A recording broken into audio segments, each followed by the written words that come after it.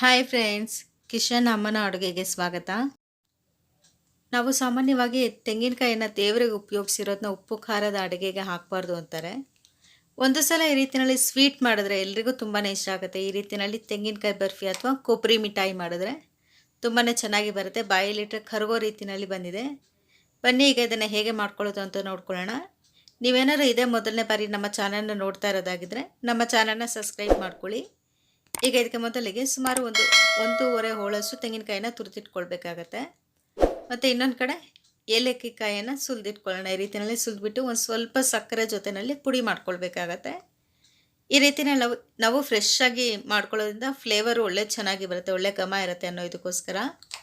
ಮತ್ತು ಇನ್ನೊಂದು ಕಡೆ ತುರಿದಿಟ್ಕೊಂಡಿರುವಂಥ ತೆಂಗಿನಕಾಯಿ ತುರಿಯನ್ನು ಮಿಕ್ಸಿ ಜಾರ್ಗೆ ಹಾಕ್ಕೊಳ್ಬೇಕಾಗತ್ತೆ. ನಾವೀಗ ಇದು ಒಂದು ಬೌಲ್ ಲೆಕ್ಕದಲ್ಲಿ ತೋರಿಸ್ಕೊಡ್ತಾ ಇದ್ದೀವಿ. ಈಗ ಇದು ನಾವು ತುರಿದಿಟ್ಕೊಂಡಿರುವಂಥ ತೆಂಗಿನಕಾಯಿ ತುರಿ ಒಂದು 2 ಬೌಲ್ನಷ್ಟು ಆಗಿದೆ. ಈಗ ಇದನ್ನು ಈ ರೀತಿಯಲ್ಲಿ ತುರಿ ಇರೋದನ್ನು ನುಣ್ಣಗೆ ಪೌಡರ್ ರೀತಿಯಲ್ಲಿ ಮಾಡ್ಕೊಳ್ಬೇಕಾಗತ್ತೆ. ಅಂದರೆ ಯಾವುದೇ ನೀರನ್ನು ಹಾಕ್ಕೊಳ್ದಿರ ಈ ರೀತಿಯಲ್ಲಿ ಪೌಡರ್ ಥರ ಮಾಡ್ಕೊಳ್ಬೇಕಾಗತ್ತೆ. ನೋಡಿ ಫ್ರೆಂಡ್ಸ್, ಈ ರೀತಿ ಏಕೆ ಮಾಡ್ಕೊಳ್ಳೋದು ಅಂತಂದರೆ ತುರಿ ಇದ್ದರೆ ಕಟ್ ಮಾಡ್ಕೊಳ್ಬೇಕು ಕರೆಕ್ಟಾಗಿ ಬರೋದಿಲ್ಲ. ಅದಕ್ಕೆ ಈಗ ಇನ್ನೊಂದು ಕಡೆ ಒಲೆ ಮೇಲೆ ಒಂದು ಪಾತ್ರೆಯನ್ನು ಇಟ್ಕೊಂಡು ಅದಕ್ಕೀಗ ಸುಮಾರು 1.5 ಕಪ್ಪಷ್ಟು ಸಕ್ಕರೆಯನ್ನು ಹಾಕ್ಕೊಳ್ಬೇಕಾಗತ್ತೆ. ನಾವು ತೆಂಗಿನಕಾಯಿ ತುರಿ ಎಷ್ಟು ತೊಗೊಳ್ತೀವಿ ಅದರಲ್ಲಿ 3/4 ಭಾಗದಷ್ಟು ಸಕ್ಕರೆ ಬೇಕಾಗತ್ತೆ.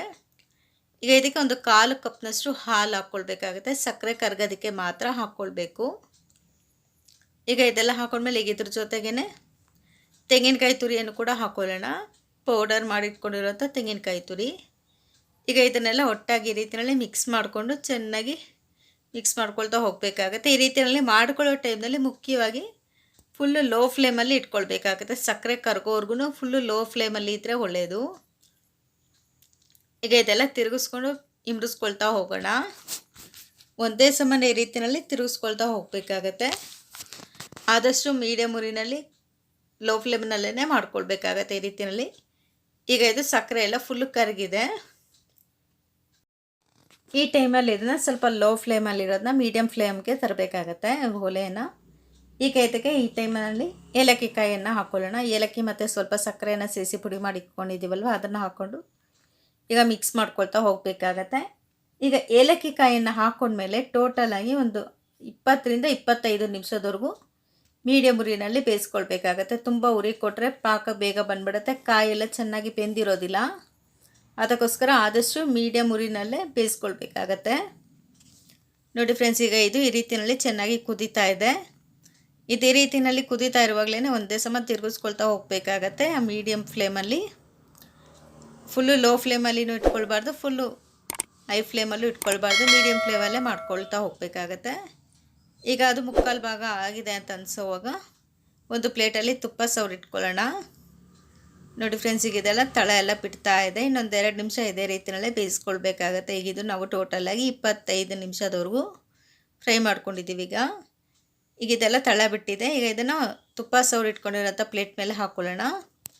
ಇದು ಸ್ವಲ್ಪ ಬಿಸಿ ಇರುವಾಗಲೇ ಸ್ಪ್ರೆಡ್ ಮಾಡ್ಕೊಳ್ಬೇಕಾಗತ್ತೆ. ಈ ರೀತಿಯಲ್ಲಿ ತಕ್ಷಣ ಗಟ್ಟಿ ಆಗಿಬಿಡುತ್ತೆ, ಇಲ್ಲ ಅಂತಂದರೆ.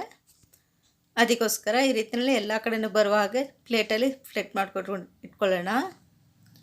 ಈಗ ಇದೆಲ್ಲ ಕಡೆ ಸ್ಪ್ರೆಡ್ ಆದಮೇಲೆ ಈಗ ಇದಕ್ಕೆ ಒಂದು ಸ್ವಲ್ಪ ತುಪ್ಪವನ್ನು ಹಚ್ಬಿಟ್ಟು ಈ ರೀತಿಯಲ್ಲಿ ಎಲ್ಲ ಕಡೆಯೂ ಬರುವ ಹಾಗೆ ಮಾಡ್ಕೊಳ್ತಾ ಹೋಗೋಣ. ನೋಡಿ ಫ್ರೆಂಡ್ಸ್, ಈಗ ಇದು ಸ್ವಲ್ಪ ಬಿಸಿ ಇರುವಾಗಲೇ ಈ ರೀತಿಯಲ್ಲಿ ಚಾಕುವಿನಲ್ಲಿ ಮಾರ್ಕಿಟ್ಕೊಂಡ್ರೆ ಒಳ್ಳೆಯದು. ಇಲ್ಲ ಫುಲ್ಲು ಗಟ್ಟಿ ಆದಮೇಲೆ ಅಂತಲೇ ಕಟ್ ಮಾಡ್ಕೊಳ್ಳಿಕ್ಕೆ ಆಗೋದಿಲ್ಲ. ಅದಕ್ಕೋಸ್ಕರ ಈಗ ಇದೊಂದು ಸ್ವಲ್ಪ ಬೆಚ್ಚಗಿರುವಾಗ ಈ ರೀತಿಯಲ್ಲಿ ಮಾರ್ಕ್ ಮಾಡಿಬಿಟ್ಟು ಫುಲ್ಲು ತಣ್ಣಗಾಗೋದಕ್ಕೆ ಬಿಡಬೇಕಾಗತ್ತೆ.